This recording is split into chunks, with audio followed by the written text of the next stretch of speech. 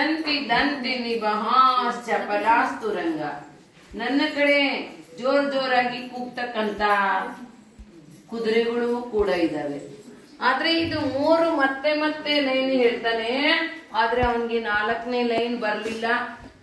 ತೇತೋ ಹರ ಯುವತಯ ಸುಹೃದೋನುಕೂಲ ಸದ್ಬಾಂಧವ ಪ್ರಣಯ ಗರ್ಭ ಗಿರೀಶ್ಚ ಭೃತ್ಯ ಗರ್ಜಂತಿ ದಂತೆ ನಿಬಹಾಸ್ ಚಪಲಾಸ್ತುರಂಗ.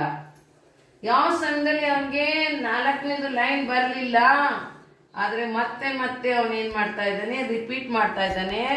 ಆಗ ಕೆಳಗಡೆ ಕೂತಿರ್ತಕ್ಕಂತ ಏನ್ ಕಳ್ಳ ಇದ್ನಲ್ಲ, ಚೋರ್, ಅವ್ರದ್ದು ಅವನಿಗೆ ಇರ್ಲಿಕ್ಕೆ ಆಗ್ಲಿಲ್ಲ. ಅವನು ಒಂದು ಲೈನ್ ಹೇಳ್ಬಿಟ್ಟ, ಸಮ್ಮೀಲಿತೆ ನಯನಯೋರ್ ನಹಿ ಕಿಂಚಿ ದೋಸ್ತಿ. ರಾಜನ್, ಯಾವ ಸಮಯದಲ್ಲಿ ನಮ್ಮ ಕಣ್ಣು ಮುಚ್ಚೋಗ್ತದೆ ಅವಾಗ ನಮ್ದು ಏನು ಕೂಡ ಇರುವುದಿಲ್ಲ.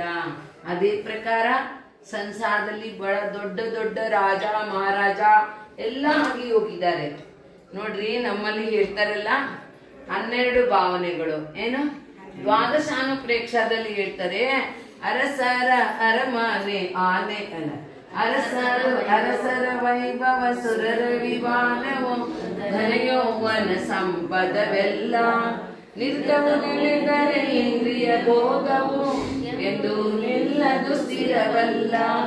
ಮೆರೆಯುವ ಕಾಮನ ಬಿಲ್ಲಿನ ತೆರೆದಲ್ಲಿ ನೋಡಲು ಮತ್ತಲ್ಲೇ ನಿಲ್ಲ. ಸಾತ್ಮ ಸ್ವಭಾವವ ಸಾಧಿಸಿ ಸಂತತ ಮುಕ್ತಿಯು ಕೈಯೊಳಗಿರುವುದಲ್ಲ.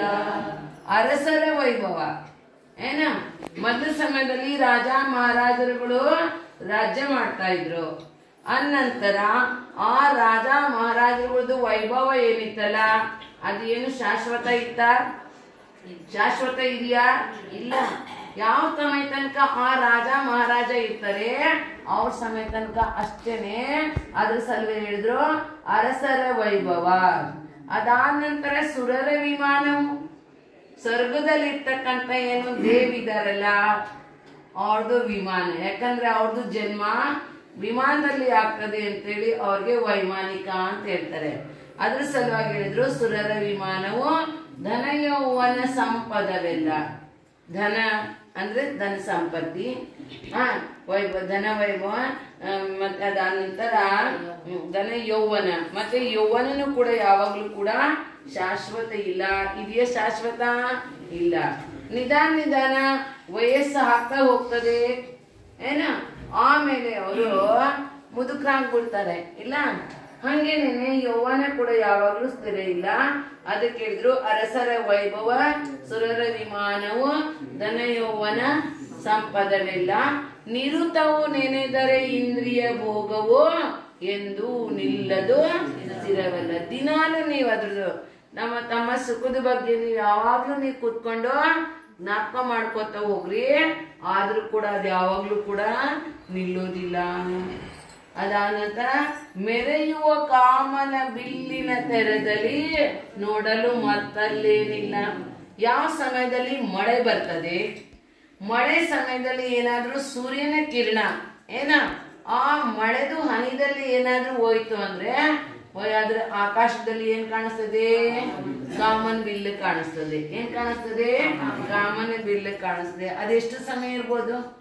ಸ್ವಲ್ಪ ಸಮಯ ಅಷ್ಟೇ. ಅದ್ರ ಸಲುವಾಗಿ ಹೇಳ್ತಾರೋ ಮೆರೆಯುವ ಕಾಮನ ಬಿಲ್ಲಿನ ತೆರದಲ್ಲಿ ನೋಡಲು ಮತ್ತಲ್ಲೇನಿಲ್ಲ.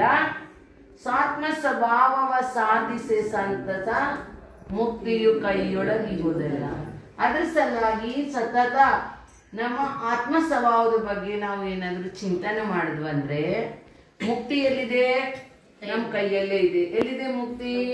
ನಮ್ ಕೈಯಲ್ಲೇ ಇದೆ. ಅದ್ರ ಸಲುವಾಗಿ ಸಂಸಾರದಲ್ಲಿ ಯಾವುದೂ ಕೂಡ ಮಾತುಗಳು ಶಾಶ್ವತ ಇಲ್ಲ. ಅಂದ ನಂತರ ನಾವು ಈ ಮನುಷ್ಯ ಪರ್ಯಾಯದಲ್ಲಿ ಬಂದ ಮೇಲೆ, ಈಗ ನೀವು ತೀರ್ಥಯಾತ್ರೆಗೆ ಬಂದ್ರಿ. ಏನಕ್ಕೆ ಬಂದ್ರಿ ನೀವು?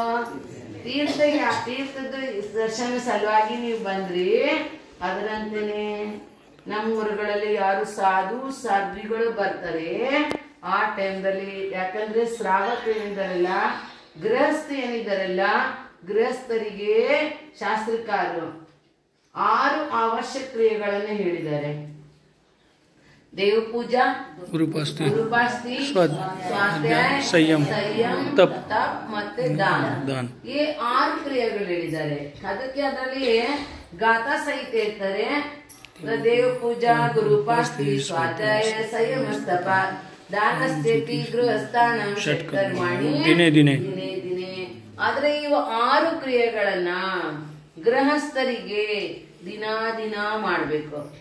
ಆದ್ರೆ ನೀವು ದೇವಸ್ಥಾನ ಹತ್ರ ಇತ್ತು, ಬಸ್ತಿ ಹತ್ರ ಇತ್ತು ಅಂದ್ರೆ ದಿನ ದರ್ಶನಕ್ಕೆ ಹೋಗೋದು, ಮತ್ತೆ ಅಲ್ಲಿ ಹೋಗಿ ದಿನೇಂದ್ರ ಭಗವಾನ್ರದು ಪೂಜಾ ಮಾಡೋದು. ಯಾಕೆ ಅಂದ್ರೆ ನೀವು ತತ್ವಾರ್ಥ ಸೂತ್ರದ ಮಂಗಳಾಚರಣದಲ್ಲಿ ನೋಡಿ, ನಾವ್ ಯಾವಾಗ ಅವ್ರಿಗೆ ವಂದನ ಮಾಡ್ತೇವೆ ಅಂದ್ರೆ ಒಂದೇ ತದ್ಗುಣ ಲಬ್ಧಯೇ ಅರಿಹಂತ ಭಗವಾನ್ರಲ್ಲಿ. ಯಾಕಂದ್ರೆ ನಾವ್ ಯಾವ್ದು ದೇವಸ್ಥಾನದಲ್ಲಿ ಹೋಗ್ತೇವೆ ಅಲ್ಲಿ ಮುಖ್ಯ ರೂಪದಿಂದ ಅರ್ಹಂತ್ರದ್ದು ಪ್ರತಿಮಾ ಇದೆ ಏನ. ಈಗ ನೋಡ್ರಿ, ಪರಮೇಷ್ಠಿಗಳು ಎಷ್ಟು ಜನ? 5 ಜನ. 5 ಜನ ಪರಮೇಷ್ಠಿಗಳದು ನಾವ್ ಯಾವಾಗ ಸ್ಮರಣೆ ಮಾಡ್ತೇವೆ ಅಂದ್ರೆ ನಮೋಕಾರದ ರೂಪದಲ್ಲಿ ಸ್ಮರಣೆ ಮಾಡ್ತೇವೆ. ಆದ್ರೆ ಎಲ್ಲದಕ್ಕಿಂತ ಮೊದಲು ನಾವು ಯಾರ್ದು ಹೆಸರು ತಗೋತೇವೆ? ನಮೋ ಅರಿಹಂತಾಣ. ಆದ ನಂತರ ನಮೋ ಸಿದ್ಧಾಣ. ಅರ್ಹಂತರು ದೊಡ್ಡರ ಅಥವಾ ಶ್ರೇಷ್ಠನೋ ಅಥವಾ ಸಿದ್ಧರು ಶ್ರೇಷ್ಠ? ಸಿದ್ಧರ ಶ್ರೇಷ್ಠ ಇದ್ದಾರೆ. ಯಾಕಂದ್ರೆ ಅವರು 8 ಕರ್ಮಗಳನ್ನು ಕೂಡ ನಷ್ಟ ಮಾಡಿದ್ದಾರೆ. ಅವ್ರು ಹೋಗಿ ಸಿದ್ಧ ಶಿಲಾದ ಮೇಲೆ ವಿರಾಜಮಾನಿದ್ದಾರೆ. ಆದ್ರೆ ಅರಿಹಂತರು ಏನಿದಾರಲ್ಲ, ಈಗ ಅವರು ಸಂಸಾರದಲ್ಲಿ ಇದ್ರೆ, ಆದ್ರೆ ಇವರು ಎಲ್ಲ ಮೋಕ್ಷಕ್ಕೆ ಹೋಗ್ಬಿಟ್ಟಿದ್ದಾರೆ. ಇಲ್ಲಿ ತೀರ್ಥಂಕರದು ಏನೋ ಮೂರ್ತಿಗಳಿದೆ ಇಲ್ಲ, ಇವರೆಲ್ಲ ಮೋಕ್ಷಕ್ಕೆ ಹೋಗ್ಬಿಟ್ಟಿದ್ದಾರೆ.